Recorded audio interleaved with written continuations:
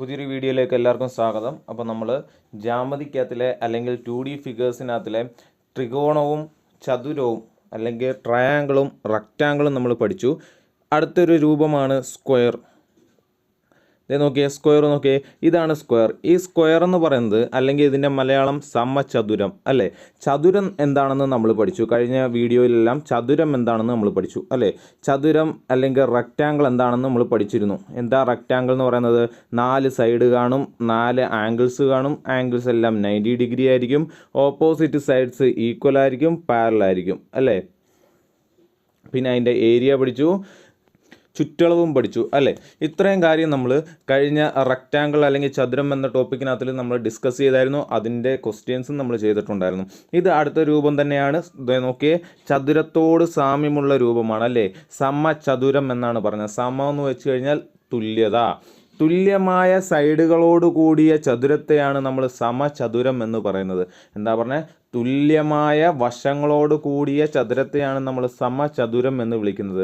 അതെ, ചതുരം തന്നെയാണ്. അപ്പോൾ എന്താ പറഞ്ഞത്? ഇത് ചതുരം തന്നെയാണ്. എന്താ ഈ ചതുരത്തിൻ്റെ പ്രത്യേകത? ഇതിൻ്റെ സൈഡ്സ് എല്ലാം തുല്യമായിരിക്കും. നോക്കിയേ, ഇവിടെ എ എന്നെടുത്തു കഴിഞ്ഞാൽ ഈ സൈഡും എ ആയിരിക്കും, ഇതും എ ആയിരിക്കും, ഇതും എന്തായിരിക്കും? എ ആയിരിക്കും. അപ്പോൾ തുല്യമായ സൈഡോട് കൂടിയ ചതുരത്തെയാണ് അല്ലെങ്കിൽ വശങ്ങളോട് കൂടിയ ചതുരത്തെയാണ് നമ്മൾ എന്തെന്ന് വിളിക്കുന്നത്? സ്ക്വയർ എന്ന് വിളിക്കുന്നത്. അപ്പം മറ്റേതിനകത്ത് പറഞ്ഞ എല്ലാ പ്രത്യേകതകളും നമുക്ക് ഇതിനകത്ത് പറയാമല്ലേ. 4 സൈഡ് ഉണ്ടായിരിക്കും. ആ സൈഡിൻ്റെ പ്രത്യേകത എന്താ? ഇവിടെ സൈഡിൻ്റെ പ്രത്യേകത എന്ന് വെച്ച് കഴിഞ്ഞാൽ ഈ സൈഡെല്ലാം തുല്യമായിരിക്കും. ഓക്കെ, 4 ആംഗിൾസ് കാണുമല്ലേ. ഇവിടെ 4 ആംഗിൾസ് കാണും. 4 ആംഗിൾസും എന്തായിരിക്കും? 90 ഡിഗ്രി ആയിരിക്കും. ഓക്കെ, അത് കഴിഞ്ഞാൽ ഓപ്പോസിറ്റ് സൈഡ്സ് പാരലായിരിക്കും, തുല്യമായിരിക്കും. ഓപ്പോസിറ്റ് സൈഡ്സ് മാത്രമല്ല എല്ലാ വശങ്ങളിലും തുല്യമായിരിക്കും. ഓക്കെ, അപ്പോൾ ഈ രൂപത്തെയാണ് നമ്മൾ സമചതുരം എന്ന് വിളിക്കുന്നത്. ഇതിൻ്റെ ചുറ്റളവെന്ന് നോക്കിയേ, ചുറ്റളവ് അല്ലെങ്കിൽ പെരിമീറ്റർ. ചുറ്റളവ് അല്ലെങ്കിൽ പെരിമീറ്റർ എന്തായിരിക്കും? പെരിമീറ്റർ എന്ന് പറയുന്നത് ചുറ്റുമുള്ള അളവ് അല്ലേ. ഇവിടെ ചുറ്റുമുള്ള അളവ് ഏതാ? ഇവിടെ എ ആണ്, ഈ സൈഡ് എ ആണ്, ഇത് എ ആണ്, ഇത് എ ആണ് അല്ലേ. ചുറ്റളവ് എന്ന് പറയുന്നത് A plus A plus A plus A ആയിരിക്കും. അതായത് 4a ആയിരിക്കും ചുറ്റളവ് എന്ന് പറയുന്നത്. ഇക്വേഷൻ പഠിച്ചു വെച്ചേക്കുക. സമചതുരത്തിൻ്റെ ചുറ്റളവ് എന്ന് പറയുന്നത് 4a ആയിരിക്കും. സമചതുരത്തിൻ്റെ ചുറ്റളവ് എന്ന് പറയുന്നത് 4a ആയിരിക്കും. സമചതുരത്തിൻ്റെ ചുറ്റളവ് 4a ആയിരിക്കും. ഇനി സമചതുരത്തിൻ്റെ വിസ്തീർണം അല്ലെങ്കിൽ ഏരിയ. വിസ്തീർണം അല്ലെങ്കിൽ ഏരിയ എന്തായിരിക്കും? നമ്മൾ ചതുരത്തിൻ്റെ വിസ്തീർണം എന്തായിരുന്നു?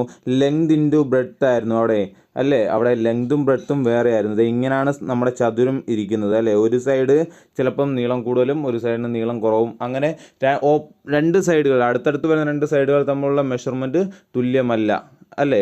അതുകൊണ്ടാണ് നമ്മൾ ലെങ്ത് എന്നും ബ്രെഡ്ത്ത് എന്നും എടുത്തത്, നീളമെന്നും വീതി എന്നും എടുത്തത്. അതിൻ്റെ ഏരിയ കാണാനുള്ള ഇക്വേഷൻ എന്തായിരുന്നു? ലെങ്ത് ഇൻറ്റു ബ്രെഡ്ത്ത് എന്നാണ്. ഇവിടെ സ്ക്വയറിൻ്റെ സൈഡ് വരുമ്പോൾ എന്താണ്? സ്ക്വയറിൻ്റെ സൈഡ് വരുമ്പോൾ എന്താണ്?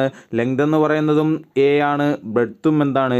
എ. അപ്പോൾ എ ഇൻറ്റു എ എന്ന് പറയുന്നത് നമുക്ക് എന്ത് കിട്ടും? A square. അപ്പോൾ ഇതേ ഇക്വേഷൻ വെച്ചുകൊണ്ട് തന്നെ നമുക്ക് പറയാം ഏരിയ എന്ന് പറയുന്നത് എ സ്ക്വയർ ആയിരിക്കും. ഏരിയ എന്തായിരിക്കും?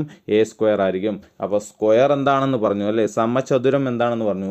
സമചതുരം എന്ന് പറയുന്നത് ചതുരം തന്നെയാണ്. പക്ഷേ ഇവിടെ ഈ ചതുരത്തിനകത്ത് ഒരു പ്രത്യേകതയുണ്ട്. ഇതിൻ്റെ വശങ്ങളെല്ലാം എന്തായിരിക്കും?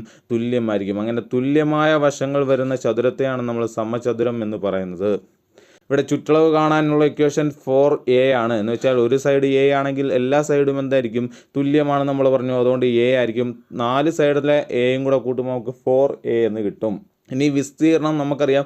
ചതുരത്തിൻ്റെ വിസ്തീർണം ലെങ്ത് ഇൻറ്റു ബ്രെഡ്ത്ത് ആണ്. ഇവിടെ ലെങ്ത് എന്ന് പറയുന്നതും എ ആണ്, ബ്രെഡ്ത്ത് എന്ന് പറയുന്നതും എ ആണ്. അതുകൊണ്ട് എ ഇൻറ്റു എ സ്ക്വയർ എന്ന് കിട്ടും അല്ലേ. അപ്പോൾ പഠിച്ചു വെച്ചാൽ സ്ക്വയറിൻ്റെ ചുറ്റളവ് 4a ആണ്, വിസ്തീർണം അല്ലെങ്കിൽ ഏരിയ എ സ്ക്വയർ ആണ്. ഓക്കെ ആണല്ലോ. ഇത്രയാണ് സമചതുരത്തെക്കുറിച്ച് നമുക്ക് പറയാനുള്ളത്. ഇനി ഇതനുസരിച്ചുള്ള കണക്ക് നമുക്കൊന്ന് ചെയ്തു നോക്കാം. ഇതേ നോക്കിയേ, മോഡൽ 16 വീഡിയോയിൽ നമ്മൾ മോഡൽ 15 വരെ ചെയ്തിട്ടുണ്ട്. ഇവിടെ സമചതുരം തുടങ്ങുന്നത് മോഡൽ 16 മുതലാണ്. നോക്കാം.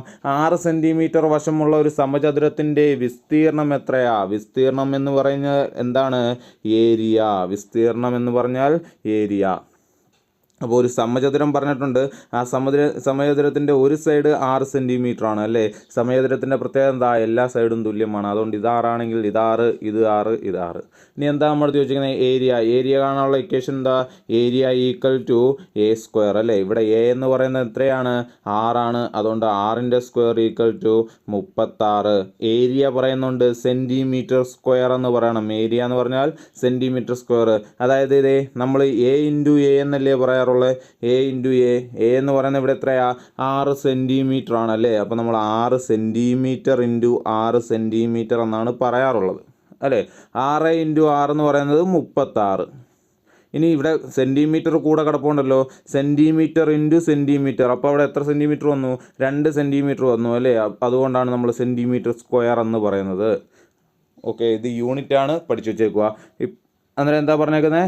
6 സെൻറ്റിമീറ്റർ വശമുള്ള ഒരു സമചതുരത്തിൻ്റെ വിസ്തീർണം എത്ര എന്ന് കിട്ടി? നമുക്ക് 36 സെൻറ്റിമീറ്റർ സ്ക്വയർ എന്ന് കിട്ടി. 36 സെൻറ്റിമീറ്റർ സ്ക്വയർ എന്ന് കിട്ടി. ഓക്കെ ആണല്ലോ. അടുത്ത ക്വസ്റ്റ്യൻ നോക്കാം. 4 സെൻറ്റിമീറ്റർ വശമുള്ള ഒരു സമചതുരത്തിൻ്റെ വിസ്തീർണം എത്ര? 4 സെൻറ്റിമീറ്റർ അല്ലേ. അപ്പോൾ ഇവിടെ വശം എ എന്ന് പറയുന്നത് 4 സെൻറ്റിമീറ്റർ ആണ്. അതുകൊണ്ട് ഏരിയ ഈക്വൽ ടു എത്ര? എ സ്ക്വയർ ഈക്വൽ ടു 4ൻ്റെ square equal to 16 centimetre square എന്ന് എഴുതി പഠിക്കണം കേട്ടോ. 16 സെൻറ്റിമീറ്റർ സ്ക്വയർ. ഓക്കെ ആണോ? അടുത്ത നോക്കിയേ, അടുത്ത മോഡൽ. അപ്പോൾ നമ്മൾ വിസ്തീർണം, ഒരു വശം തന്നു കഴിഞ്ഞാൽ വിസ്തീർണം എങ്ങനെ കണ്ടുപിടിക്കാം, അല്ലെങ്കിൽ ഏരിയ എങ്ങനെ കണ്ടുപിടിക്കാം നമ്മൾ പഠിച്ചു അല്ലേ. ഇനി നോക്കിയേ, ഒരു സൈഡ് തന്നു കഴിഞ്ഞാൽ ചുറ്റളവ് എങ്ങനെ കണ്ടുപിടിക്കാം? 6 സെൻറ്റിമീറ്റർ വശമുള്ള ഒരു സമചതുരത്തിൻ്റെ ചുറ്റളവ് എത്രയാണ്? ചുറ്റളവ് കാണാനുള്ള ഇക്വേഷൻ നമ്മൾ പഠിച്ചു അല്ലേ. ചുറ്റളവ് ഈക്വൽ ടു എത്രയായിരുന്നു? ചുറ്റളവ്, സമചതുരത്തിൻ്റെ ചുറ്റളവ് എന്ന് പറയുന്നത് 4a ആണ്. ഇവിടെ a എന്ന് പറയുന്നത് 6 സെൻറ്റിമീറ്റർ ആണ്. അതുകൊണ്ട് 4 ഇൻറ്റു 6 എത്ര? 24. ഓക്കെ ആണോ? അപ്പോൾ എ എന്ന് പറയുന്നത് ഒരു സൈഡിനെയാണ് നമ്മൾ സൂചിപ്പിക്കുന്നത് അല്ലേ. അപ്പോൾ എ എന്ന് പറഞ്ഞാൽ ഇവിടെ കൊടുത്തിട്ടുണ്ട് 6 സെൻറ്റിമീറ്റർ ആണ്. സമചതുരത്തിനെ സംബന്ധിച്ച് നമുക്ക് ഒരു വശം കിട്ടിയാൽ മതി അല്ലേ, കാരണം എല്ലാ വശങ്ങളും തുല്യമാണെന്ന് പറഞ്ഞിട്ടുണ്ട്. ഓക്കെ, അടുത്ത ക്വസ്റ്റ്യനിലേക്ക് പോകാം. ഓക്കെ, 4 സെൻറ്റിമീറ്റർ വശമുള്ള ഒരു സമചതുരത്തിൻ്റെ ചുറ്റളവ് എത്രയാണ്? എന്താ ചുറ്റളവ് ഈക്വൽ ടു 4a അല്ലേ. ഇവിടെ a എന്ന് പറയുന്നത് എന്താ? ഒരു വശത്തിൻ്റെ അളവാണ് അല്ലേ. അതുകൊണ്ട് 4 ഇൻറ്റു a എന്ന് പറയുന്നത് ഇവിടെ 4 ആണ്. 4 ഇൻറ്റു 4 16. ഓക്കെ, 16 എന്ന് കിട്ടി. ഓക്കെ, ഇവിടെ സെൻറ്റിമീറ്റർ ആണ് യൂണിറ്റ്. ചുറ്റളവിൻ്റെ യൂണിറ്റ് സെൻറ്റിമീറ്റർ ആണ്. ഏരിയയുടെ യൂണിറ്റ് സെൻറ്റിമീറ്റർ സ്ക്വയർ ആണ് അല്ലേ. ഇവിടെ എന്തുകൊണ്ടാണ് സെൻറ്റിമീറ്റർ മാത്രം വന്ന് നോക്കി? നമ്മുടെ ഇക്വേഷൻ എന്ന് പറഞ്ഞാൽ 4 ഇൻറ്റു സൈഡ് ആണല്ലേ. സൈഡ് എന്ന് പറയുന്നത് 4 സെൻറ്റിമീറ്റർ ആണ്. അപ്പോൾ ആദ്യം നമ്മൾ 4 ഇൻറ്റു 4 16 എഴുതി. ഇവിടെ സെൻറ്റിമീറ്റർ ഇല്ല, ഇവിടെ മാത്രമേ ഉള്ളൂ സെൻറ്റിമീറ്റർ അല്ലേ. 1 സെൻറ്റിമീറ്റർ ഉള്ളത്, അതുകൊണ്ടാണ് സെൻറ്റിമീറ്റർ. ചുറ്റളവിൻ്റെ യൂണിറ്റ് സെൻറ്റിമീറ്ററും ഏരിയയുടെ യൂണിറ്റ് സെൻറ്റിമീറ്റർ സ്ക്വയറുമാണ്. ഓക്കെ ആണോ? ഓക്കെ, അടുത്ത മോഡൽ നോക്കിയേ. ദേ മോഡൽ മാറി. 10 സെൻറ്റിമീറ്റർ നീളവും 6 സെൻറ്റിമീറ്റർ വീതിയുമുള്ള ഒരു ചതുരത്തിനുള്ളിൽ. അപ്പോൾ ചതുരമാണ് ഇവിടെ ആദ്യം പറഞ്ഞത്. എന്താ? ഒരു ചതുരം പറഞ്ഞു. എത്ര? 10 സെൻറ്റിമീറ്റർ നീളവും 6 സെൻറ്റിമീറ്റർ എന്തുണ്ട്? വീതിയുമുള്ള ഒരു ചതുരത്തിനുള്ളിൽ ഉൾക്കൊള്ളാൻ സാധിക്കുന്ന ഏറ്റവും വലിയ സമചതുരത്തിൻ്റെ വിസ്തീർണം എത്ര? ഇതിനകത്ത് ഉൾക്കൊള്ളാൻ സാധിക്കുന്ന ഏറ്റവും വലിയ സമചതുരത്തിൻ്റെ വിസ്തീർണം എത്ര? ഓക്കെ, ഈ ക്വസ്റ്റ്യൻ അനുസരിച്ച് ഇങ്ങോട്ട് നോക്കി. ഈ ക്വസ്റ്റ്യൻ അനുസരിച്ച് നമുക്ക് പറയാം. ഇതാണ് നമ്മൾ പറഞ്ഞ റെക്റ്റാങ്കിൾ അല്ലേ. ഇതാണ് നമ്മൾ പറഞ്ഞ റെക്റ്റാങ്കിൾ. എത്ര സൈഡ്? 10 സെൻറ്റിമീറ്റർ നീളവും 6 സെൻറ്റിമീറ്റർ എന്തുമുണ്ട്? വീതിയുമുണ്ട്. ഇതിനകത്തിലേക്കാണ് നമുക്ക് എന്ത് കൊണ്ടുവെക്കേണ്ടത്? ഒരു സ്ക്വയർ കൊണ്ടുവെക്കേണ്ടത്. അത് മാക്സിമം എത്ര വലിയ സ്ക്വയർ, എത്ര വലിയ വശമുള്ള സമചതുരമായിരിക്കും ഇതിനകത്തോട്ട് ഇറക്കാൻ കഴിയുക എന്നുള്ളതാണ് ക്വസ്റ്റ്യൻ അല്ലേ. ഞാൻ എന്ത് ചെയ്യുന്നു? ആദ്യമേ ഒരു സ്ക്വയർ എടുക്കുന്നു. ആ സ്ക്വയറിൻ്റെ സൈഡ് ഇവിടെ ഞാൻ ഫസ്റ്റ് ഒരു സ്ക്വയർ എടുക്കുന്നു. ആ സ്ക്വയറിൻ്റെ സൈഡ് 1 ആയിരിക്കും. 1 സെൻറ്റിമീറ്റർ വശമുള്ള ഒരു സ്ക്വയർ എടുത്തു. 1 സെൻറ്റിമീറ്റർ വശമുള്ള ഒരു സ്ക്വയർ എടുത്തു. അത് ഞാൻ ഇതിനകത്ത് വെച്ചപ്പോൾ ഇങ്ങനെ ഇരുന്നു. കണ്ടോ? 1 സെൻറ്റിമീറ്റർ സ്ക്വയർ. കണ്ടോ? 1 സെൻറ്റിമീറ്റർ വശമുള്ള സ്ക്വയർ എടുത്തു. ഓക്കെ, അപ്പോൾ ആ റെക്റ്റാങ്കിളിനുള്ളിൽ അത് ഉൾക്കൊള്ളുന്നുണ്ടല്ലേ. ഞാനൊരു 2 സെൻറ്റിമീറ്റർ വശമുള്ളൊരു സ്ക്വയർ എടുക്കുകയെന്ന് വിചാരിക്കുക. 2 സെൻറ്റിമീറ്റർ വശമുള്ളൊരു സ്ക്വയർ, 2 സെൻറ്റിമീറ്റർ വശമുള്ളൊരു സ്ക്വയർ എടുത്തു കഴിഞ്ഞാലോ അത് ഇങ്ങനെ ഇരിക്കും അല്ലേ. 2 സെൻറ്റിമീറ്റർ. ഓക്കെ ആണോ? ഇനി ആ 3 സെൻറ്റിമീറ്റർ ഉള്ളൊരു വശമുള്ള സ്ക്വയർ എടുത്താലോ? 3 സെൻറ്റിമീറ്റർ. അങ്ങനെ 4 സെൻറ്റിമീറ്റർ, 5 സെൻറ്റിമീറ്റർ, എനിക്ക് അവസാനം 6 സെൻറ്റിമീറ്റർ വരെ വശമുള്ള സ്ക്വയർ എടുക്കാം. 6 സെൻറ്റിമീറ്റർ വരെ വശമുള്ള സ്ക്വയർ എടുക്കാം. കാരണം എന്താ, ഈ സൈഡ് 6 സെൻറ്റിമീറ്റർ ആണ്. ഇവിടുന്ന് ഇവിടെ വരുമ്പോഴത്തേക്ക് 6 ആവത്തേ ഉള്ളൂ, ബാക്കി ബാലൻസ് ഇവിടെ കിടപ്പുണ്ട്. അതുകൊണ്ട് എനിക്ക് എന്ത് ചെയ്യാം, 6 സെൻറ്റിമീറ്റർ വശമുള്ള ഒരു സ്ക്വയർ വരെ ഇതിനകത്ത് വെക്കാം അല്ലേ. 7 സെൻറ്റിമീറ്റർ ഉള്ള സൈഡുള്ള ഒരു സ്ക്വയർ വെച്ചാലോ ഈ റെക്റ്റാങ്കിളിന് എന്ത് ചെയ്യും, പുറത്ത് പോകുമില്ലേ. 7 സെൻറ്റിമീറ്റർ സൈഡുള്ള ഒരു സ്ക്വയർ വെച്ച് കഴിഞ്ഞാൽ റെക്റ്റാങ്കിളിന് എന്ത് ചെയ്യും, പുറത്ത് പോകും, റെക്റ്റാങ്കിളിൻ്റെ പുറത്ത് പോകും. അപ്പോൾ എനിക്ക് ഈ റെക്റ്റാങ്കിളിനകത്തിൽ, ഈ ചതുരത്തിനകത്തിൽ ഉൾക്കൊള്ളിക്കാൻ പറ്റുന്ന ഏറ്റവും വലിയ സമചതുരത്തിൻ്റെ വശം എന്ന് പറയുന്നത് എത്രയായിരിക്കും, 6 സെൻറ്റിമീറ്റർ ആയിരിക്കും. മനസ്സിലായോ? ഇങ്ങനെ അത് മനസ്സിലായല്ലോ, 6 സെൻറ്റിമീറ്റർ ആയിരിക്കും. സമചതുരത്തിൻ്റെ വശം ചതുരത്തിൻ്റെ ചെറിയ വശമായിരിക്കും. നമ്മൾ എടുക്കുന്ന സമചതുരത്തിൻ്റെ വശം എന്ന് പറയുന്നത് ചതുരത്തിൻ്റെ ചെറിയ വശമായിരിക്കും. എന്താ പറഞ്ഞത്, നമുക്കെടുക്കേണ്ട സമചതുരത്തിൻ്റെ വശം എന്ന് പറയുന്നത് ചതുരത്തിൻ്റെ ചെറിയ വശമായിരിക്കും. ഓക്കെ, അങ്ങനെയാണെങ്കിൽ ഇവിടെ ചതുരത്തിൻ്റെ ചെറിയ വശം ഏതാ, 6 സെൻറ്റിമീറ്റർ. നമുക്ക് ഇതിനകത്ത് 6 സെൻറ്റിമീറ്റർ വശമുള്ള ഒരു ചതുരവേ ഉൾക്കൊള്ളിക്കാൻ പറ്റത്തുള്ളൂ. മനസ്സിലായോ? ഓക്കെ ആണോ? പറഞ്ഞത് ഓക്കെ ആണോ? ഇതാണ് നമ്മുടെ ചതുരം എന്ന് പറയുന്നത്. ഇവിടെ 6 സെൻറ്റിമീറ്ററും 10 സെൻറ്റിമീറ്ററുമാണ് നമുക്ക് പറഞ്ഞേക്കുന്നത്. ഇതിനകത്ത് ഉൾക്കൊള്ളിക്കാൻ പറ്റുന്ന ഏറ്റവും വലിയ സമചതുരമാണ് പറഞ്ഞേക്കുന്നത് അല്ലേ. അപ്പോൾ നമുക്ക് കാണേണ്ട ഏറ്റവും വലിയ സമചതുരം എന്ന് വെച്ചാൽ ഇത്രയും വലിയ സമചതുരം നമുക്ക് എടുക്കാം. 6 സെൻറ്റിമീറ്റർ വശമുള്ള ഒരു സമചതുരം എടുക്കാം. കണ്ടോ, 6 സെൻറ്റിമീറ്റർ. അപ്പോൾ നമുക്കിവിടെ ഇങ്ങനെ ഉൾക്കൊള്ളിക്കാം. പക്ഷേ 7 സെൻറ്റിമീറ്റർ എടുത്തു കഴിഞ്ഞാലോ ഇത് ഈ ചതുരത്തിൻ്റെ പുറത്ത് പോകും അല്ലേ. 7 സെൻറ്റിമീറ്റർ എന്ന് പറയുന്നത് ഇവിടം വരെ വരും, ഇവിടം വരെ വരും. അപ്പോൾ ഇങ്ങനെ ഇരിക്കും. അപ്പോൾ ഇത് ഉൾക്കൊള്ളിക്കാൻ പറ്റുമോ? നമുക്ക് ഉൾക്കൊള്ളിക്കാൻ പറ്റത്തില്ല.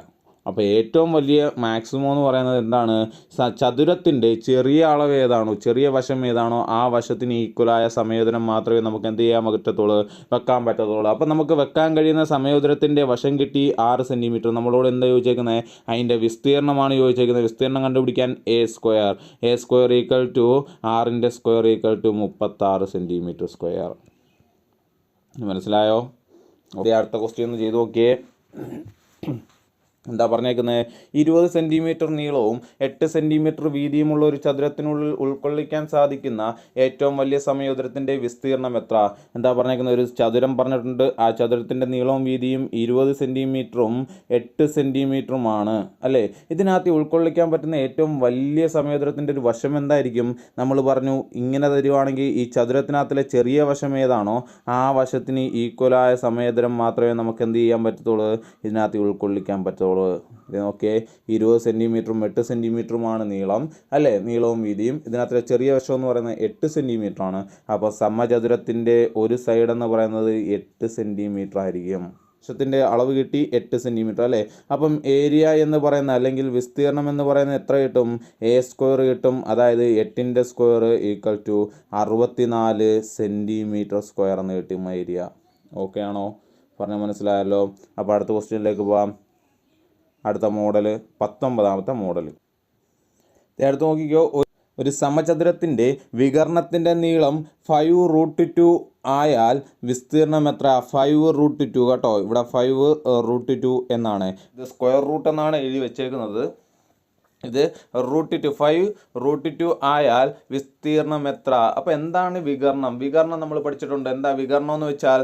വികർണം എന്ന് വെച്ചാൽ ഡയഗണൽസ് എന്നാണ് അർത്ഥം അല്ലേ. എന്താ ഡയഗണൽ? ഇവിടെ നോക്കിയേ, ഇതൊരു സമചതുരമാണ്. സമചതുരത്തിൻ്റെ ഡയഗണൽസ് എന്ന് വെച്ച് കഴിഞ്ഞാൽ നമ്മൾ ആദ്യത്തെ വീഡിയോയിൽ നമ്മൾ പഠിച്ചിട്ടുണ്ട്. എന്താ, ഓപ്പോസിറ്റ് വെർട്ടെക്സുകൾ തമ്മിൽ കൂട്ടി യോജിപ്പിച്ച് വരയ്ക്കുന്ന വരകളാണ് എന്തെന്ന് പറയുന്നത്, വികർണങ്ങൾ അല്ലെങ്കിൽ ഡയഗണൽസ് എന്ന് വിളിക്കുന്നത്. അങ്ങനെ ഈ സമചതുരത്തിൻ്റെ ഒരു വികർണത്തിൻ്റെ നീളം തന്നിട്ടുണ്ട്. എന്താണ്? 5√2. നമുക്ക് വശങ്ങൾ തന്നിട്ടില്ല. എന്ത് മാത്രമേ തന്നിട്ടുള്ളൂ? സമചതുരത്തിൻ്റെ വികർണം ഡയഗണൽ മാത്രമേ തന്നിട്ടുള്ളൂ. ആ ഡയഗണൽ എന്ന് പറയുന്നത് 5√2 ആണെങ്കിൽ വിസ്തീർണം എത്രയാണ് എന്നാണ് ക്വസ്റ്റ്യൻ. വിസ്തീർണം എത്രയാണ്? അങ്ങനെ അടുത്ത ഇക്വേഷൻ പഠിച്ചു വെച്ചേക്കുക. ഡയഗണലാണ് നമുക്ക് തരുന്നതെങ്കിൽ, ഒരു സമചതുരത്തിൻ്റെ ഡയഗണലാണ് നമുക്ക് തരുന്നതെങ്കിൽ അതിൻ്റെ വിസ്തീർണം അല്ലെങ്കിൽ ആ സമചതുരത്തിൻ്റെ ഏരിയ കണ്ടുപിടിക്കാനുള്ള ഇക്വേഷൻ d²/2 ആയിരിക്കും. d²/2 ആയിരിക്കും. എന്താ പറഞ്ഞേക്കുന്നത്? ഒരു സമചതുരത്തിൻ്റെ വികർണത്തിൻ്റെ നീളമാണ് തരുന്നതെങ്കിൽ, സമചതുരത്തിൻ്റെ വികർണത്തിൻ്റെ നീളം അല്ലെങ്കിൽ ഡയഗണലിൻ്റെ നീളമാണ് തരുന്നതെങ്കിൽ വിസ്തീർണം കാണാനുള്ള ഇക്വേഷൻ എന്ന് പറയുന്നത് d²/2 ആയിരിക്കും. ഡി എന്ന് പറയുന്നതാണ് നമ്മുടെ ഡയഗണൽ അല്ലേ. ഇവിടെ ഡി എന്ന് പറയുന്നത് എത്ര തന്നേക്കുന്നത് 5√2 the whole square divide by 2 അല്ലേ. 5√2ൻ്റെ സ്ക്വയർ എത്രയാണ്? 5ൻ്റെ സ്ക്വയർ എത്രയാ? 25 ഇൻറ്റു √2ൻ്റെ സ്ക്വയർ എത്ര നമ്മൾ പഠിച്ചിട്ടുണ്ട്? √2ൻ്റെ സ്ക്വയർ എന്ന് പറയുന്നത് 2 തന്നെയാണ് അല്ലേ. സ്ക്വയർ റൂട്ടും സ്ക്വയറും ക്യാൻസൽ ആയി പോയിട്ട് എന്ത് ചെയ്യും? 2 എന്ന് കിട്ടും. അപ്പം 25 ഇൻറ്റു 2 ഡിവൈഡ് ബൈ 2 2 ക്യാൻസൽ ആയിട്ട് ആൻസർ എത്ര കിട്ടും? 25 എന്ന് കിട്ടും. ഓക്കെ ആണോ? മനസ്സിലായോ? ക്വസ്റ്റ്യൻ പറഞ്ഞേക്കുന്നത് എന്താ പറഞ്ഞേക്കുന്നത്? ഒരു സമയദൂരത്തിൻ്റെ വികരണത്തിൻ്റെ നീളമാണ് തരുന്നതെങ്കിൽ എന്ത് ചെയ്യുക? ഏരിയ കാണാനുള്ള ഇക്വേഷൻ d²/2 ആയിരിക്കും. അടുത്ത ക്വസ്റ്റ്യൻ ഒന്ന് ചെയ്ത് നോക്കാം. ഒരു സമയദൂരത്തിൻ്റെ വികരണത്തിൻ്റെ നീളം 9√2 ആയാൽ വിസ്തീർണം എത്രയാണ്? ഇവിടെയും എന്താണ് നമുക്ക് തന്നേക്കുന്നത്? ഡി ആണ് നമുക്ക് തന്നേക്കുന്നത് അല്ലേ. ഡി എന്ന് പറയുന്നത് എത്രയാ? 9√2 ആണ്. അങ്ങനെയാണെങ്കിൽ ഏരിയ ഡയഗണൽ തന്നു കഴിഞ്ഞാൽ ഏരിയ കാണാനുള്ള ഇക്വേഷൻ എന്താ? d²/2. എന്തിൻ്റെയാ? സമചതുരം. അതും കൂടെ ഓർത്ത് വെച്ചേക്കണേ. സമചതുരത്തിൻ്റെ ഡയഗണൽ തന്നു കഴിഞ്ഞാൽ ഏരിയ കാണാനുള്ള ഇക്വേഷൻ d²/2 ആണ്. ഇവിടെ d² എന്ന് പറയുന്നത് എത്രയാണ്? 9√2ൻ്റെ square the whole square divide by 2. 9ൻ്റെ സ്ക്വയർ 81 ഇൻറ്റു √2ൻ്റെ സ്ക്വയർ എത്രയാ? 2 തന്നെയാണ്. ഡിവൈഡ് ബൈ 2 2 ക്യാൻസൽ ആയിട്ട് ആൻസർ കിട്ടും 81. ഓക്കെ ആണോ? മനസ്സിലായോ? ഓക്കെ, അടുത്ത മോഡലിലേക്ക് പോകാം. മോഡൽ 20 എന്താ പറഞ്ഞേക്കുന്നത്? ഒരു സമയദൂരത്തിൻ്റെ വികരണം വശമാക്കി വരച്ച സമയദൂരത്തിൻ്റെ വിസ്തീർണം 1250 സെൻറ്റിമീറ്റർ സ്ക്വയർ ആയാൽ ആദ്യ സമയദൂരത്തിൻ്റെ വിസ്തീർണം എന്ത്? മനസ്സിലായ ക്വസ്റ്റ്യൻ പറഞ്ഞേക്കുന്നത് എന്താ പറഞ്ഞേക്കുന്നത്? ഒരു സമയദൂരത്തിൻ്റെ വികരണം, ഞാനിവിടെ ഒരു സമയദൂരം വരച്ചു. ഓക്കെ, ഈ സമയദൂരത്തിൻ്റെ വികരണം എന്ന് വെച്ചാൽ ഇത് ഡയഗണൽ. ഈ ഡയഗണലിനെ വശമാക്കി നമ്മൾ എന്ത് ചെയ്തു? വീണ്ടും ഒരു സമയദൂരം വരച്ചു. ഈ ഡയഗണലിനെ വശമാക്കി നമ്മൾ എന്ത് ചെയ്തു? ഒരു സമയദൂരം വരച്ചു. ആ സമയദൂരത്തിൻ്റെ വിസ്തീർണമാണ് എത്ര? 1250 സെൻറ്റിമീറ്റർ സ്ക്വയർ എന്ന് പറയുന്നത്. ഓക്കെ ആണോ? ആയാൽ ആദ്യ സമയദൂരത്തിൻ്റെ വിസ്തീർണം എത്ര? ആദ്യ സമയദൂരം എന്ന് പറയുന്നത് നമ്മളിത് ഈ റെഡ് മഷി വരച്ചേക്കുന്നതാണ് നമ്മൾ ആദ്യ സമയദൂരം അല്ലേ. ഇതിൻ്റെ വിസ്തീർണം എത്രയാണെന്നാണ് ചോദിച്ചിരിക്കുന്നത്. ചെയ്തു നോക്കാം. സാധാരണ രീതിയിൽ ചെയ്തു നോക്കാം. അത് കഴിഞ്ഞ് നമുക്ക് എളുപ്പ വഴി പറയാം. ഇപ്പം നിലവിൽ ഈ ബ്ലൂ കളറിലുള്ള സമയദൂരത്തിൻ്റെ ഏരിയ ആണ് നമുക്ക് വന്നേക്കുന്നത്. എന്താണ്? 1250 സെൻറ്റിമീറ്റർ സ്ക്വയർ എന്ന് തന്നേക്കുന്നത് അല്ലേ. അതിനർത്ഥം നോക്കിയേ, ഇതിൻ്റെ നമുക്കൊരു വശം കണ്ടുപിടിക്കാമല്ലോ. ഏരിയ തന്നിട്ടുണ്ടെങ്കിൽ നമുക്കൊരു വശം കണ്ടുപിടിക്കാമല്ലോ. ഈ സമയദൂരത്തിൻ്റെ ഏരിയ ആണുള്ള ഇക്വേഷൻ എന്താ? a² = 1250 എന്ന് തന്നിട്ടുണ്ട് അല്ലേ. അങ്ങനെയാണെങ്കിൽ ഇവിടുത്തെ എ എന്ന് പറയുന്നത് അല്ലെങ്കിൽ ഒരു വശം എന്ന് പറയുന്നത് എത്ര കിട്ടും നമുക്ക്? √1250 എന്ന് കിട്ടും. 1250 എന്ന് കിട്ടും. √1250. ഓക്കെ, അപ്പോൾ നമുക്ക് ഈ വശം കിട്ടി, ഒരു വശം കിട്ടി. ഈ √1250 എന്ന് കിട്ടി. അപ്പോൾ സമചതുരത്തിൻ്റെ അല്ലെങ്കിൽ ആ ബ്ലൂ കളറുള്ള നീളമുള്ള വലിയ സമചതുരത്തിൻ്റെ ഏരിയ നമുക്ക് സൈഡ് നമുക്ക് കിട്ടി √1250 എന്ന് കിട്ടി അല്ലേ. നോക്കിയേ, സമചതുരത്തിൻ്റെ ഈ ഒരു വശം എന്ന് പറയുന്നത് റെഡ് കളറിലുള്ള സമചതുരമുണ്ടല്ലോ, ആദ്യം നമ്മൾ വരച്ചേ, അതിൻ്റെ ഡയഗണലാണ് അല്ലേ. അതിൻ്റെ ഡയഗണലാണ്. ചുമന്ന മഷിയിൽ നമ്മൾ വരച്ച സമചതുരത്തിൻ്റെ ഡയഗണലാണ് ഇപ്പോൾ നമ്മൾ കണ്ടുപിടിച്ചേക്കുന്ന ഈ ഒരു വശം എന്ന് പറയുന്നത് അല്ലേ. അതുകൊണ്ട് നമുക്ക് ആ ഡയഗണലിനെ 1250 എന്ന് പറയാം. ഡയഗണൽ 1250. നമുക്കറിയാം, ഒരു സമചതുരത്തിൻ്റെ ഡയഗണൽ തന്നു കഴിഞ്ഞാൽ ഏരിയ കണ്ടുപിടിക്കാനുള്ള ഇക്വേഷൻ എന്താ? d²/2 ആണ്. ഓക്കെ, അതിനകത്തിലോട്ട് ഇക്വേഷൻ ഇട്ട് കൊടുത്ത് ഡി എന്ന് പറയുന്നത് എത്ര? √1250ൻ്റെ സ്ക്വയർ ഡിവൈഡഡ് ബൈ 2 അല്ലേ. ഈ സ്ക്വയറും റൂട്ടും കൂടെ ക്യാൻസലായിട്ട് എത്ര കിട്ടും? 1250 ഡിവൈഡ് ബൈ 2 എന്ന് കിട്ടും. 1250 ഡിവൈഡ് ബൈ 2 ഇത് ക്യാൻസൽ ചെയ്യുമ്പോൾ നമുക്ക് എത്ര കിട്ടും? 625 എന്ന് കിട്ടും. മനസ്സിലായോ പറഞ്ഞേക്കുന്നത്? ഓക്കെ ആണോ പറഞ്ഞത്? എന്താ പറഞ്ഞേക്കുന്നത്? നമ്മൾ ആദ്യം ഒരു സമചതുരം വരച്ചു, അതിൻ്റെ ഡയഗണൽ എടുത്തുകൊണ്ട് നമ്മൾ മറ്റൊരു സമചതുരം വരച്ചപ്പോൾ അതിൻ്റെ ഏരിയ 1250 എന്ന് കിട്ടി. അങ്ങനെയാണെങ്കിൽ സമചതുരത്തിൻ്റെ ആദ്യത്തെ സമചതുരത്തിൻ്റെ ഏരിയ ആണ് ചോദിച്ചിരുന്നത് അല്ലേ. അപ്പോൾ നമ്മൾ എന്ത് ചെയ്തു? ആദ്യം നമുക്ക് തന്നേക്കുന്ന സമചതുരം ഉണ്ടല്ലോ, ആ ഏരിയ എന്ന് പറയുന്നത് 1250 സെൻറ്റിമീറ്റർ സ്ക്വയർ ആണല്ലേ. ആ ഏരിയ വെച്ചുകൊണ്ട് നമ്മൾ എന്ത് ചെയ്തു? ആ സൈഡ് കണ്ടുപിടിച്ചു, ആ സമചതുരത്തിൻ്റെ സൈഡ് കണ്ടുപിടിച്ചു. അതെന്താ? √1250 ആണ്. ഇനി നമുക്കറിയാം ദേ ഈ വലിയ സമചതുരത്തിൻ്റെ ഒരു വശം എന്ന് പറയുന്നത് ആദ്യം വരച്ച സമചതുരത്തിൻ്റെ ഡയഗണലാണ്.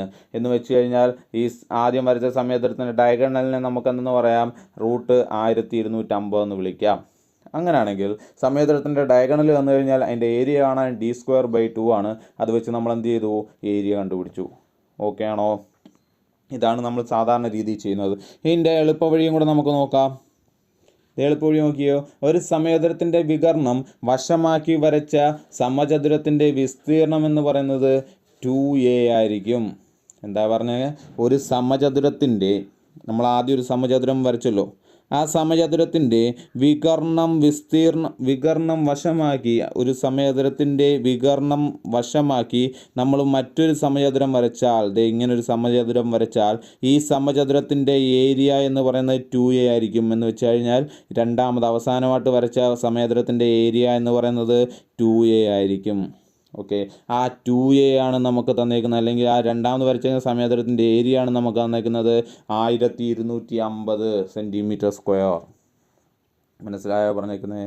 എന്താ പറഞ്ഞേക്കുന്നത്, ഒരു സമചതുരത്തിൻ്റെ വികർണം വശമാക്കി മറ്റൊരു സമചതുരം വരച്ചു കഴിഞ്ഞാൽ ആ രണ്ടാമത് വരയ്ക്കുന്ന സമചതുരം ഉണ്ടല്ലോ, വികർണം വശമാക്കി നമ്മൾ വരച്ച സമചതുരം, ആ സമചതുരത്തിൻ്റെ ഏരിയ കണ്ടുപിടിക്കാനുള്ള ഇക്വേഷനാണ് 2a എന്ന് പറയുന്നത്.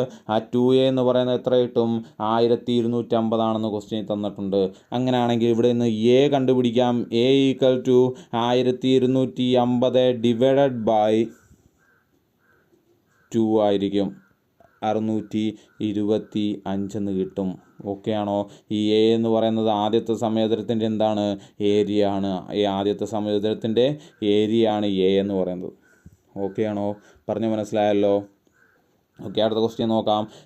ഒരു സമചതുരത്തിൻ്റെ വികർണം വശമാക്കി വരച്ച സമചതുരത്തിൻ്റെ വിസ്തീർണം 200 cm² ആയാൽ ആദ്യ സമചതുരത്തിൻ്റെ വിസ്തീർണം എന്താ ഇക്വേഷൻ? ഒരു സമചതുരത്തിൻ്റെ വികർണം വശമാക്കി വരച്ച സമചതുരത്തിൻ്റെ വിസ്തീർണം 2a ആയിരിക്കും. അങ്ങനെയാണെങ്കിൽ 2a എന്ന് പറയുന്നത് എത്രയാണെന്ന് തന്നിട്ടുണ്ട്, 200 cm² ആണ്. അങ്ങനെയാണെങ്കിൽ a = 200 / 2, ആൻസർ കിട്ടും 100 എന്ന് കിട്ടും അല്ലേ, 100 cm². ഈ 100 cm² എന്ന് പറയുന്നത് എന്തായിരിക്കും, ആദ്യത്തെ സമചതുരത്തിൻ്റെ ഏരിയ ആയിരിക്കും.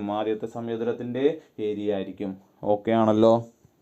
ഓക്കെ, 21ാമത്തെ മോഡൽ നോക്കിക്കോ. 21ാമത്തെ മോഡൽ എന്താ പറഞ്ഞേക്കുന്നത്, 28 cm വശമുള്ള ഒരു സമചതുരത്തിൽ ഉൾക്കൊള്ളാൻ സാധിക്കുന്ന ഏറ്റവും വലിയ വൃത്തത്തിൻ്റെ ആരം എത്രയാണ്? ഇങ്ങോട്ട് നോക്കിയേ, ഇതാണ് നമ്മുടെ സമചതുരം. ഇതിൻ്റെ ഒരു വശമെന്ന് പറയുന്നത് 28 cm അല്ലേ. ഇത് 28 ആണെങ്കിൽ ഇത് 28, ഇത് 28, എല്ലാം 28 ആണ്. ഇനി നമുക്ക് എന്താ ചോദിച്ചിരിക്കുന്നത്, ഇതിനകത്ത് ഉൾക്കൊള്ളിക്കാൻ ഇതിനകത്തിൽ കൂടെ നമുക്ക് വരയ്ക്കാൻ കഴിയുന്ന ഏറ്റവും വലിയ വൃത്തത്തിൻ്റെ ആരം എത്രയാണ്?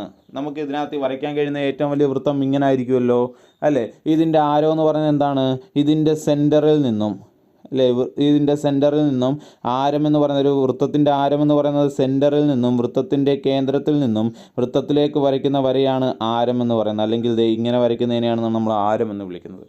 ഇതെത്രയാണ് എന്നാണ് ചോദിച്ചിരിക്കുന്നത് അല്ലേ.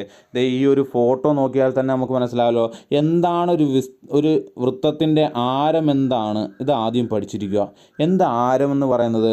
ഇതാണ് വൃത്തകേന്ദ്രം.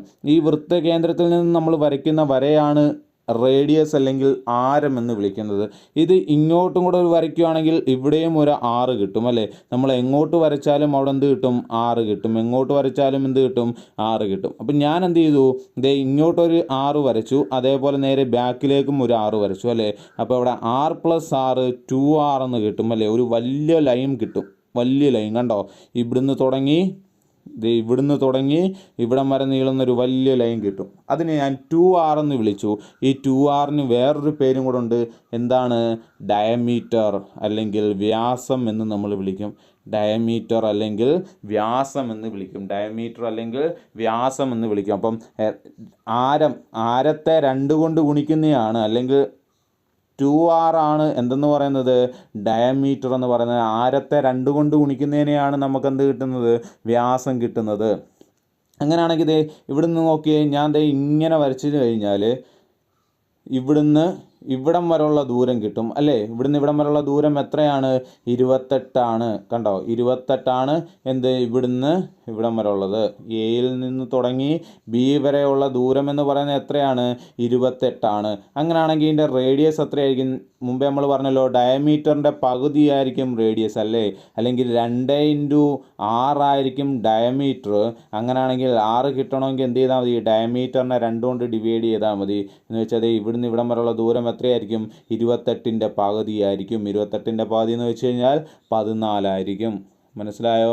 28ൻ്റെ പകുതി 14 ഓക്കെ ആണോ? അല്ലെങ്കിൽ തന്നെ നമുക്ക് നോക്കുമ്പോഴേ അറിയാം അല്ലേ.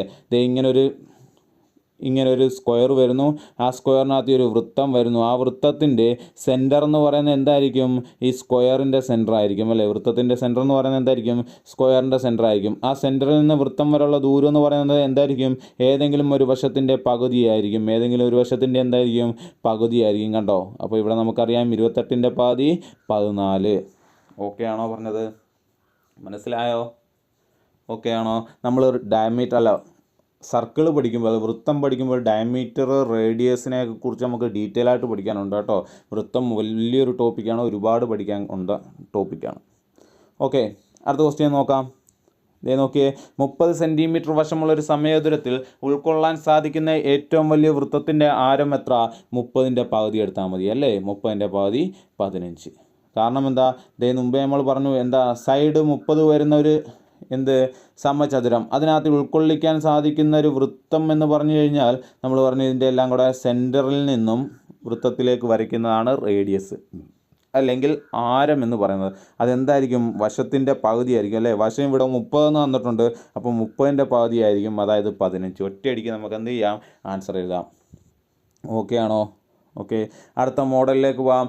മോഡൽ 22 നോക്കാം. എന്താ പറഞ്ഞേക്കുന്നത്? 30 സെൻറ്റിമീറ്റർ വശമുള്ള സമചതുരാകൃതിയിലുള്ള ഒരു ചെമ്പ് തകിടിൽ നിന്നും 3 സെൻറ്റിമീറ്റർ വശമുള്ള എത്ര ചെറിയ ചെമ്പ് തകിടുകൾ മുറിച്ചെടുക്കാൻ കഴിയും?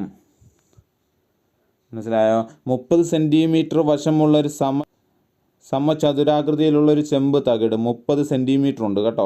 30 സെൻറ്റിമീറ്റർ ഉള്ള സമചതുരാകൃതിയിലുള്ള ഒരു ചെമ്പ് തകിടിൽ നിന്നും 3 സെൻറ്റിമീറ്റർ വശമുള്ള എത്ര ചെമ്പ് തകിടുകൾ മുറിച്ചെടുക്കാൻ പറ്റും? ഇതേപോലെ 3 സെൻറ്റിമീറ്റർ ഉള്ള എത്ര ചെമ്പ് തകിടുകൾ നമുക്കിങ്ങനെ മുറിച്ചെടുക്കാൻ കഴിയും? എന്ത് ചെയ്താൽ മതി? നമ്മൾ കഴിഞ്ഞ റെക്റ്റാങ്കിൾ അല്ലെങ്കിൽ ചതുരം പഠിച്ചപ്പോൾ നമ്മളൊരു ക്വസ്റ്റ്യൻ ചെയ്തായിരുന്നു. ഒരു മുറിയിൽ ടൈലുകൾ വിരിക്കുന്ന ഒരു ക്വസ്റ്റ്യൻ പഠിച്ചായിരുന്നു അല്ലേ. അവിടെ നമ്മൾ എന്താ ചെയ്തത്? മുറിയുടെ ഏരിയ കണ്ടുപിടിച്ചു, എന്നിട്ട് ഒരു ടൈലിൻ്റെ ഏരിയ കണ്ടുപിടിച്ചു. ഇത് തമ്മിൽ ഡിവൈഡ് ചെയ്യുമ്പോൾ നമുക്ക് എത്ര ടൈലുകൾ ആ മുറിയിൽ പാകാമെന്ന് മനസ്സിലാകും. അതേമാതിരി ഇവിടെ നോക്കിയാൽ വലിയൊരു തകിട് കൊടുത്തിട്ടുണ്ട്. ആ തകിടിൻ്റെ ഒരു സൈഡ് കൊടുത്തിട്ടുണ്ട് 30 സെൻറ്റിമീറ്റർ എന്ന് കൊടുത്തിട്ടുണ്ട്. ആ തകിടിൽ നിന്നും എത്ര 3 സെൻറ്റിമീറ്റർ നീളമുള്ള എത്ര ചെമ്പ് തകിടുകൾ മുറിച്ചെടുക്കാമെന്നാണ് ചോദിച്ചിരിക്കുന്നത്. എന്ത് ചെയ്താൽ മതി? നമുക്ക് വലിയ സമചതുരമുണ്ടല്ലോ, വലിയ സമചതുരത്തിൻ്റെ അല്ലെങ്കിൽ ലാർജ് സ്ക്വയറിൻ്റെ ഏരിയ ഡിവൈഡ് ബൈ സ്മോൾ സ്ക്വയറിൻ്റെ ഏരിയ ഡിവൈഡ് ചെയ്താൽ മതി. ആ വലിയ ചെമ്പ് തകിടിൻ്റെ ഏരിയ ഉണ്ടല്ലോ, അതിൽ നിന്നും ആ ചെറിയ ചെമ്പ് തകിടിൻ്റെ ഏരിയ എന്ത് ചെയ്യണം? ഡിവൈഡ് ചെയ്ത് നോക്കണം. വലിയ ചെമ്പ് തകിടിൻ്റെ ഏരിയ എത്ര? 30ൻ്റെ സ്ക്വയർ അല്ലേ. 30ൻ്റെ സ്ക്വയർ ഡിവൈഡ് ബൈ 3ൻ്റെ സ്ക്വയർ. 30ൻ്റെ സ്ക്വയർ എത്ര കിട്ടും നമുക്ക്? 900 എന്ന് കിട്ടും അല്ലേ.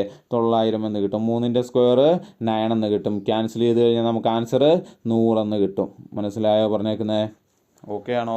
ഒരു വലിയൊരു ചെമ്പ് തകിട് തരുന്നു, അതിൽ നിന്ന് എത്ര ചെറിയ ചെമ്പ് തകിട് കട്ട് ചെയ്തെടുക്കാം എന്നാണ് ക്വസ്റ്റ്യൻ. നമ്മൾ എന്ത് ചെയ്താൽ മതി? വലിയ തകിടിൻ്റെ ഏരിയയിൽ നിന്നും ചെറിയ തകിടിൻ്റെ ഏരിയ എന്ത് ചെയ്യുക? ഡിവൈഡ് ചെയ്യുക. ഓക്കെ ആണോ? ഒരു ക്വസ്റ്റ്യൻ കൂടെ നോക്കാം.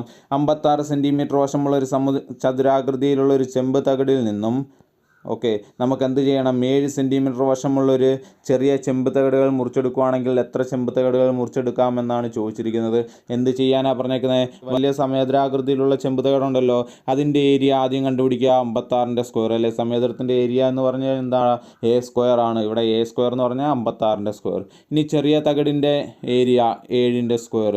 56ൻ്റെ സ്ക്വയർ എത്ര കിട്ടും നമുക്ക്? ഇതിനെങ്ങനെ എഴുതാം? നമുക്ക് 56 × 56 എന്ന് എഴുതാം അല്ലേ. അതേപോലെ താഴെ നമുക്ക് 7 × 7 എന്ന് എഴുതാം. 7ഉം 56ഉം കൂടെ ക്യാൻസൽ ചെയ്താൽ 8 കിട്ടും. ഇവിടെ 7ഉം 56ഉം കൂടെ ക്യാൻസൽ ചെയ്താൽ 8 കിട്ടും. 8 × 8 64 എന്ന് കിട്ടി. ഓക്കെ ആണോ? മനസ്സിലായോ പറഞ്ഞത്? ഓക്കെ ആണല്ലോ, ഈ മോഡൽ മനസ്സിലായല്ലോ. അടുത്ത മോഡലിലേക്ക് പോകാം. ദേ നോക്കിയേ, ഒരു സമചതുരത്തിൻ്റെ വശങ്ങൾ 30% വർദ്ധിച്ചാൽ ശതമാനത്തിൻ്റെ വിസ്തീർണത്തിൽ എത്ര ശതമാനം വർധനവുണ്ടാകും? എന്താ പറഞ്ഞിരിക്കുന്നത്? ഒരു സമചതുരത്തിൻ്റെ വശങ്ങൾ എന്ത് ചെയ്തു? 30% നമ്മൾ വർദ്ധിപ്പിച്ചു. അങ്ങനാണെങ്കിൽ ഓക്കെ, ഒരു സമചതുരത്തിൻ്റെ വശങ്ങൾ 30% വർദ്ധിച്ചാൽ ശതമാനത്തിൻ്റെ വിസ്തീർണത്തിൽ എത്ര വർധനവുണ്ടാകും നോക്കാം നമുക്ക്. ഓക്കെ, ആദ്യം നമുക്ക് എന്ത് ചെയ്യാം, വെറുതെ ഒരു കണക്കിട്ട് നമുക്കൊന്ന് ചെയ്തു നോക്കാം. അതിനുശേഷം എളുപ്പ വഴി പഠിക്കാം. ഞാനിവിടെ ഒരു സമചതുരം എടുക്കുന്നു. ആ സമചതുരത്തിൻ്റെ വശം എന്ന് പറയുന്നത് 100 എന്ന് കൊടുക്കുന്നു. സമചതുരത്തിൻ്റെ വശം എന്ന് പറയുന്നത് 100 എന്ന് കൊടുക്കുന്നു. അങ്ങനെയാണെങ്കിൽ ഈ സമചതുരത്തിൻ്റെ ഏരിയ എനിക്ക് എന്ത് കിട്ടും? ആദ്യത്തെ സമചതുരത്തിൻ്റെ ഏരിയ 100ൻ്റെ സ്ക്വയർ എന്ന് കിട്ടും അല്ലേ. 100ൻ്റെ സ്ക്വയർ എത്ര? 10,000 എന്ന് കിട്ടി. ഓക്കെ ആണോ? ആദ്യത്തെ ഏരിയ എനിക്ക് 10,000 എന്ന് കിട്ടി. ഇനി ഞാൻ എന്ത് ചെയ്തു? അടുത്തൊരു എന്താ പറഞ്ഞിരിക്കുന്നത്, അവരെന്താ പറഞ്ഞിരിക്കുന്നത്? ഒരു സമചതുരത്തിൻ്റെ വശങ്ങൾ 30% വർദ്ധിച്ചു. ഇത് വർദ്ധിക്കുന്നതിന് മുമ്പുണ്ടായിരുന്ന ഞാൻ എടുത്തൊരു സമചതുരത്തിൻ്റെ ഏരിയ ആണ് ഈ പറഞ്ഞിരിക്കുന്നത്. ഇനി ഈ സമചതുരത്തിൻ്റെ വശങ്ങൾ എന്ത് ചെയ്തു? 30% വർദ്ധിച്ചു. അപ്പോൾ ഇതിൻ്റെ വശങ്ങൾ എന്ത് ചെയ്തു? 30% വർദ്ധിച്ചു. എന്ന് വെച്ചാൽ 100ൻ്റെ 30% വർദ്ധിച്ചു. 100ൻ്റെ 30% എന്ന് വെച്ചാൽ 30 100ൻ്റെ 30% എന്ന് പറയുന്നത് 30. അങ്ങനെയാണെങ്കിൽ അത്രയും കൂടെ വർദ്ധിച്ചെന്ന് പറഞ്ഞു കഴിഞ്ഞാൽ 100 + 30 130 എന്ന് കിട്ടി. മനസ്സിലായോ? ആദ്യം എടുത്ത സമചതുരത്തിൻ്റെ വശം 100 ഉണ്ടായിരുന്നു. അപ്പോഴാണ് പറഞ്ഞത് ഇതിൻ്റെ വശങ്ങൾ 30% കൂടി ഇൻക്രീസ് ചെയ്തു. 100ൻ്റെ 30% എന്ന് പറഞ്ഞാൽ 30 30 കൂടെ ആഡ് ചെയ്യണം. അപ്പോൾ 130 അപ്പോൾ എനിക്ക് കിട്ടിയ രണ്ടാമത്തെ സ്ക്വയറിൻ്റെ ഏരിയ എത്രയാണ്? 130ൻ്റെ സ്ക്വയർ ആണ്. ഓക്കെ, 130ൻ്റെ സ്ക്വയർ എത്ര? 16,900 എന്ന് കിട്ടി. ഓക്കെ ആണോ? ഇനി നോക്കിയേ, ആദ്യത്തേൻ്റെ ഏരിയ എനിക്ക് 10,000 കിട്ടി. രണ്ടാമത്തേൻ്റെ ഏരിയ ഇങ്ങനെ വർദ്ധിച്ചപ്പോൾ 30% വശങ്ങൾ വർദ്ധിച്ചപ്പോൾ എനിക്ക് 16,900 എന്ന് കിട്ടി. ഓക്കെ ആണോ? നമ്മുടെ അടുത്ത് ചോദിച്ചേക്കുന്നത് ഈ വിസ്തീർണങ്ങൾ തമ്മിൽ എത്ര വർധനവുണ്ടാവും? നോക്കിയേ, ആദ്യത്തേത് 10,000, രണ്ടാമത്തേത് 16,900. ഇത് തമ്മിൽ എത്ര കൂടുതലുണ്ടായി? നോക്കിയേ, വശങ്ങൾ വശങ്ങൾ 30% വർദ്ധിച്ചപ്പോൾ എനിക്ക് എത്ര ഡിഫറൻസ് വന്നത്? 6,900 ഡിഫറൻസ് വന്നു. എത്ര കിട്ടി? 6,900 ഡിഫറൻസ് വന്നു. ഓക്കെ, ഇതിൻ്റെ ശതമാനമാണ് ചോദിച്ചിരിക്കുന്നത്. എത്ര ശതമാനമാണെന്നാണ് ചോദിച്ചേക്കുന്നത്. അതുകൊണ്ട് ഞാൻ എന്ത് ചെയ്യും? ശതമാനം കാണുന്നു. ശതമാനം കാണുമ്പോൾ എനിക്ക് 69 എന്ന് കിട്ടുന്നു. എത്ര കിട്ടും? 69. ഇവിടുത്തെ 2 പൂജ്യം കളഞ്ഞാൽ മതി, അല്ലെങ്കിൽ 2 സ്ഥാനം അങ്ങോട്ട് മാറ്റിയാൽ മതി. എനിക്ക് എന്ത് കിട്ടും? 69% എന്ന് കിട്ടും. മനസ്സിലായോ പറഞ്ഞേക്കുന്നത്? മനസ്സിലായോ? ആദ്യമേ ഞാനെടുത്ത സമചതുരത്തിൻ്റെ വശം 100 എന്നെടുത്തു. ഓക്കെ, അപ്പോഴുള്ള ഏരിയ എനിക്ക് 10,000 എന്ന് കിട്ടി. ഞാൻ ക്വസ്റ്റ്യൻ പറഞ്ഞേക്കുന്നത് എന്താ? അങ്ങനെയുള്ള സമചതുരത്തിൻ്റെ വശം 30% വർദ്ധിപ്പിച്ചു. എന്ന് വെച്ചാൽ 100ൻ്റെ 30% വർദ്ധിപ്പിച്ചു. 100ൻ്റെ 30% എന്ന് പറഞ്ഞാൽ 30 അല്ലേ. എങ്ങനെയാണ് കാണുന്നത്? 100ൻ്റെ 30% എങ്ങനെ കാണും? 100 × 30. ഇതാണ് 100ൻ്റെ 30% എന്ന് വെച്ചാൽ 30 അല്ലേ. ആ 30 കൂടെ ഇൻക്രീസ് ചെയ്തു, വർദ്ധിച്ചു. 30 കൂടെ വർദ്ധിച്ചെന്ന് പറഞ്ഞാൽ നേരത്തെ 100 ഉണ്ടായിരുന്നു, ഇപ്പോൾ 30 കൂടെ ആയി 130 അപ്പോൾ 130 സൈഡുള്ള വശമുള്ള സമചതുരത്തിൻ്റെ ഏരിയ എന്ന് പറയുന്നത് എനിക്ക് എത്ര കിട്ടി? 16,900 എന്ന് കിട്ടി അല്ലേ. ഏരിയ എന്ത് ചെയ്തു? കൂടി. ഏരിയ കൂടി. എത്രയാണ് കൂടിയത്? എങ്ങനെ കാണും? 16,900 മൈനസ് 10,000 അല്ലേ. 16,900 മൈനസ് 10,000 6,900 എന്ന് കിട്ടി. 6,900 എന്ന് കിട്ടി. ഓക്കെ ആണോ? ഇവിടെ നമുക്ക് ശതമാനം കാണുന്നതുകൊണ്ട് എന്ത് ചെയ്യുന്നു? അവസാനത്തെ രണ്ട് സ്ഥാനം മാറ്റി എന്ത് ചെയ്യുന്നു? പോയിൻ്റ് കൊടുക്കുന്നു. 69% എന്ന് കിട്ടും. ഓക്കെ ആണല്ലോ പറഞ്ഞേക്കുന്നത് മനസ്സിലായല്ലോ. ഓക്കെ, ഇനി ഇതിൻ്റെ എളുപ്പ വഴി എന്താണെന്ന് നോക്കാം. ഇത്രയും മനസ്സിലായല്ലോ. ഇനി ഇതിൻ്റെ എളുപ്പ വഴി നോക്കാം. എളുപ്പ വഴി ഇക്വേഷനാണ് പഠിച്ചു വച്ചേക്കുക. എന്താ? 2p + p²/100. 2p + p²/100. 2p + p²/100. എന്താണ് p എന്ന് പറയുന്നത്? ഇവിടെ എത്ര ശതമാനമാണോ വർദ്ധിപ്പിച്ചത് അതാണ് p കൊണ്ട് ഉദ്ദേശിക്കുന്നത്. എത്ര ശതമാനമാണ് വർദ്ധിപ്പിച്ചത് അതാണ് p കൊണ്ട് ഉദ്ദേശിക്കുന്നത്. അതുകൊണ്ട് 2 × 30 + 30യുടെ സ്ക്വയർ / 100. ഓക്കെ, 2 × 30 എന്ന് പറഞ്ഞാൽ 60. 60 + 30യുടെ സ്ക്വയർ 900 / 100. ഓക്കെ ആണോ? ഈക്വൽ ടു നമ്മളിത് ചെയ്യുമ്പോൾ നമുക്ക് എത്ര എന്ന് കിട്ടും? 69% എന്ന് കിട്ടും. ഓക്കെ ആണോ പറഞ്ഞത്? മനസ്സിലായോ? ഇതെങ്ങനെയാണ് ചെയ്യുന്നത്? ഇത് നോക്കി, ഇനി ചെയ്യുന്നത് എങ്ങനെയാണെന്നും കൂടെ നോക്കാം. നമ്മൾ ഫ്രാക്ഷൻ പഠിച്ചു കഴിഞ്ഞതാ, അതുകൊണ്ടാണ് ഇത് കൂടുതൽ ഡിസ്കസ് ചെയ്യാതെ അങ്ങ് പോകുന്നത്. ഫ്രാക്ഷൻ പഠിച്ചതല്ലേ. രണ്ട് ഫ്രാക്ഷൻസ് നമ്പേഴ്സ് തമ്മിൽ കൂട്ടാൻ തന്നു കഴിഞ്ഞാൽ എന്ത് ചെയ്യണം? ആദ്യം ക്രോസ് ചെയ്യണം. 60 × 100, 60 × 100 എത്ര? 6000 എന്ന് കിട്ടി. 6000 പ്ലസ് 1 × 900, 900 എന്ന് കിട്ടി. ഡിവൈഡ് ബൈ 1 × 100, 100 എന്ന് കിട്ടി അല്ലേ. ഇതിൻ്റെ ആൻസർ 6900 ഡിവൈഡ് ബൈ 100. രണ്ട് 0 ക്യാൻസൽ ചെയ്ത് ആൻസർ എത്ര കിട്ടി? 69 എന്ന് കിട്ടി. കണ്ടോ, 69%. അപ്പോൾ ഇക്വേഷൻ ഒന്നെങ്കിൽ ഇക്വേഷൻ പഠിച്ചു വെച്ചേക്കുക, അല്ലെങ്കിൽ കഴിഞ്ഞ കണക്ക് ചെയ്ത പോലെ ചെയ്യുക. ഓക്കെ ആണോ? അടുത്ത ക്വസ്റ്റ്യൻ നോക്കാം. നോക്കിയേ, ഒരു സമയതരത്തിൻ്റെ വശങ്ങൾ 20% വർദ്ധിപ്പിച്ചാൽ വിസ്തീർണത്തിൽ എത്ര ശതമാനത്തിൻ്റെ വർധനവ് ഉണ്ടാവും? ഇക്വേഷൻ എന്താ? 2p + p² 100. 2p + p²/100. 2 × p square എന്ന് വെച്ചാൽ 20 പ്ലസ് 20ൻ്റെ square divide by 100 equal to 40 + 400 divided by 100. 400 divide by 100 എന്ന് വെച്ചാൽ എത്ര കിട്ടും നമുക്ക്? 4 കിട്ടും, 44%. ഓക്കെ ആണോ പറഞ്ഞേക്കുന്നത്? മനസ്സിലായോ? ഒരു കണക്കും കൂടെ ചെയ്തു നോക്കാം. ഒരു സമയതരത്തിൻ്റെ വശങ്ങൾ എന്തായാൽ ഇരട്ടിയായാൽ ചുറ്റളവ് എത്ര ഇരട്ടിയാവും? ഞാൻ ആദ്യം ഒരു സമയതരം വരച്ചു, കണ്ടോ? ഓക്കെ, ഇതിൻ്റെ സൈഡ് ഞാൻ എ എന്ന് കൊടുക്കുന്നു. എ എന്ന് കൊടുത്തു കഴിഞ്ഞാൽ ഇത് ഒന്നാമത്തെ സമയതരത്തിൻ്റെ ചുറ്റളവ് അല്ലെങ്കിൽ പെരിമീറ്റർ എനിക്ക് എത്ര എന്ന് കിട്ടും? 4a. നമ്മൾ പഠിച്ചിട്ടുണ്ടല്ലേ, ഒരു സമയതരത്തിൻ്റെ സൈഡ് എ ആയാൽ അതിൻ്റെ ചുറ്റളവ് എന്തായിരിക്കും? 4a ആയിരിക്കും. ഓക്കെ ആണോ? ഇനി രണ്ടാമതൊരു സമയതരം ഞാൻ എടുക്കുന്നു. എന്താ സമയതരത്തിൻ്റെ പ്രത്യേകത?